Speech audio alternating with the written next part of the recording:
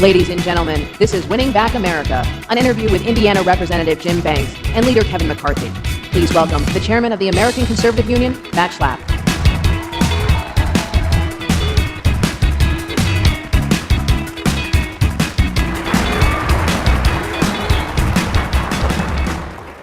Pete Hegseth, he's not too bad, is he? Oh, excellent. Kevin McCarthy was in the back saying, I don't know, I see some good candidate there, I don't know, right? I watched him out front, I watched that passion down there, and I'm thinking, what district can I run him for? Speaking of that, Election Day was rough in some ways, really rough, but in other ways, it really gave me great optimism for the future. And the greatest story of election night was getting so close to getting that gavel from Nancy Pelosi. Did it shock you that you got that close? We got closer than anybody thought we could get. They said we were going to lose 20 seats that night. No one said we'd win seats. My dearest friend, who's a hardcore Republican, said the best we could do is lose 10. But this is the little secret. You know why we won that? President Trump worked on all these races. And let me give you a little secret. And a little facts, because I want you to tell your friends, especially your liberal friends. This is the first time since 1994 no incumbent Republican lost. We beat 15 Democrats. And you know who the 15 Democrats lost to? Conservative women and conservative minorities, each and every one of them. And what happened, even when President Trump was sick with COVID, he called me this night in the hospital. He said, Kevin, I got to keep doing this. Because we couldn't do the rallies, right? He would do these rallies over the phone for each district. And he'd have the candidate on, then he would talk. And it would turn out the votes. And that's what shocked, because all the polls said we'd lose. But Election Day, the voters said, no, there's a new path. Awesome, awesome. And I have to say, these two gentlemen probably won't like me saying it, but I say it on a regular basis because it kind of puts you on the spot. But I think we have a great chance of getting the majority back. Not a chance. We're going to get the majority back. We're 5 seats away. I would bet my house. Listen, we were 31,751 votes. My personal house. Yeah. Don't tell my wife, but I would bet it.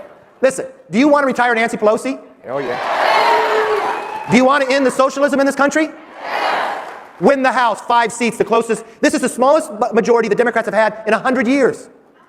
We could do it. Jim Banks, by the way, both of you have great scores with the American Conservative Union. You have been a great champion up there in the House. His is probably even higher than mine. Yeah, it's a tinge. It's a tinge. I was trying to be so careful. It's a tinge higher. By the way, a lot of these people we've had on the stage, Mike Pompeo had an outstanding record in the House of Representatives. Ron DeSantis, someone I call now America's governor.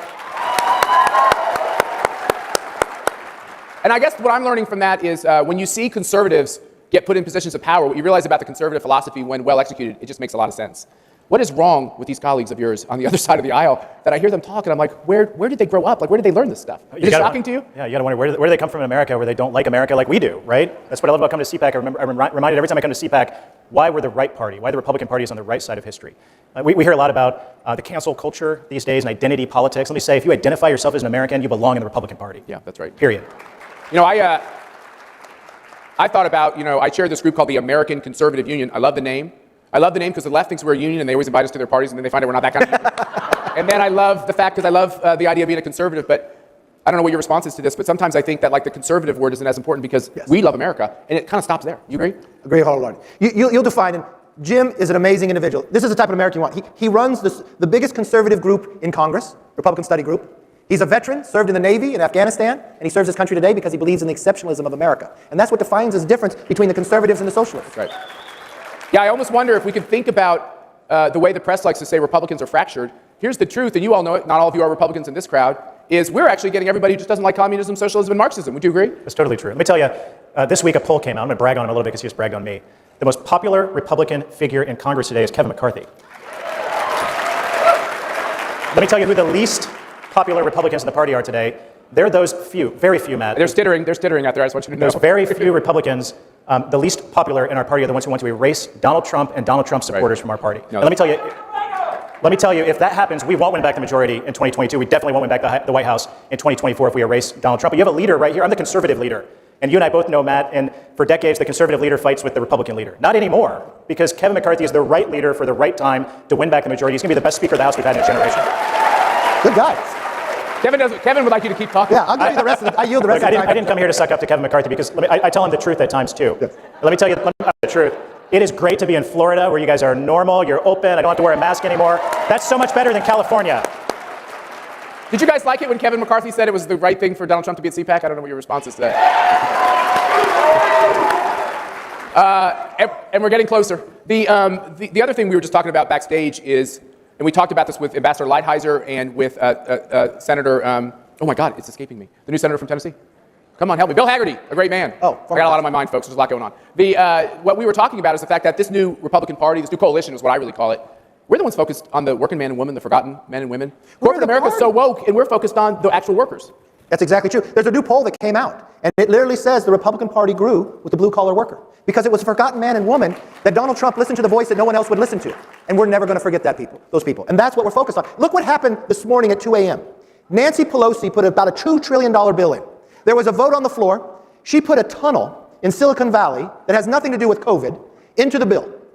We wanted to take that money and give it to the kids to get them back in school. It's an easy discussion, right?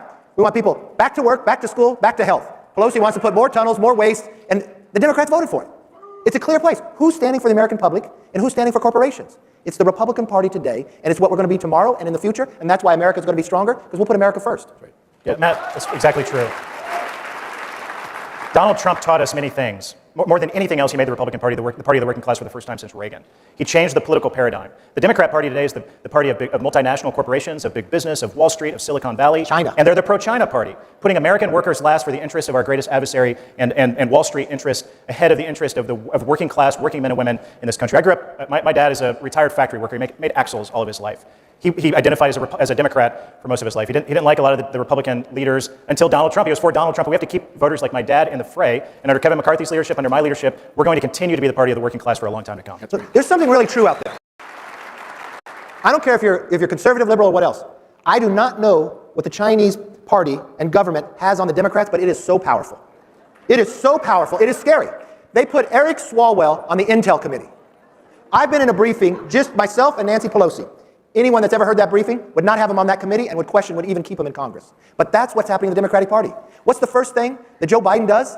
He calls the Chinese, and he placates to them. He says now what they do on human rights, oh, it's okay, it's a cultural thing. He won't stand up for what they're doing to our universities. China wins that election if Biden gets in.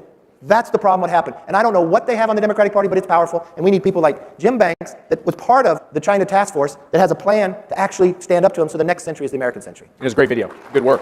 So let's get to this question of this radical policy that's hitting the House floor and hitting the Senate floor. I'm sure it's shocking to all of you. We've been all kind of numb since the election. And then you start seeing, will the Democrats be as radical in their policy proposals as they told us? Worse. And we were always such nice people. We say, oh, come on, they're going to not be that way. And then it starts coming. And so radical on this most recent COVID bill, they can't even keep their own members together. Losing members from Maine and stuff, that must be interesting. Are they starting? Do you see a chance that maybe in the House it's almost impossible because Queen Pelosi is too tough.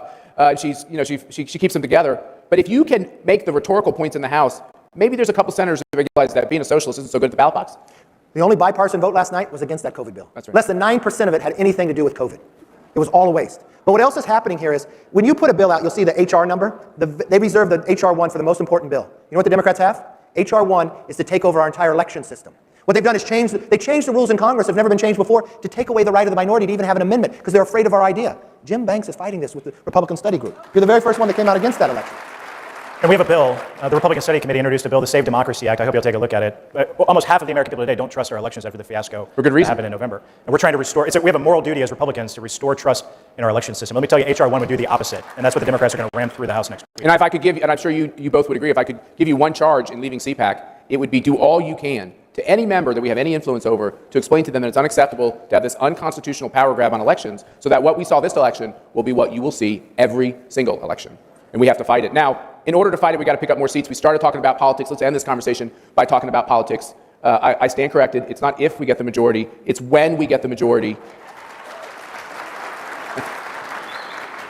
Tell us your blueprint for getting that done. Listen, we're going to continue to do exactly what we did in the last election. We elected more Republican women in the history of America before, just last time. We're going to continue to build in every other district. But in history, there's only 5 seats to win the majority. Next election, we have redistricting, where we do a census every 10 years. They redraw all the lines. You know who loses seats? All these left-running governors, California, Illinois, New York. You know who gains? 2 seats in Florida, 3 in Texas. History says the party in power, whoever wins the White House, on the first off-year election, on average, loses 27 seats. In 2009, I was the deputy whip and I was the recruitment chair. It was taking us 40 seats to be able to win the majority. Nobody believed we could. You know what happened that election? We beat 63 Democrats. So let's not settle for 27. Let's double that number and make sure we have it for the next 10 years. Well, I think we should give a warm CPAC welcome to those champions in the House of Representatives who are fighting the socialist agenda. We appreciate what you're doing, Mr. Leader, Mr. Chairman. Keep up the great work, and thanks for being at CPAC. Thank you all very much.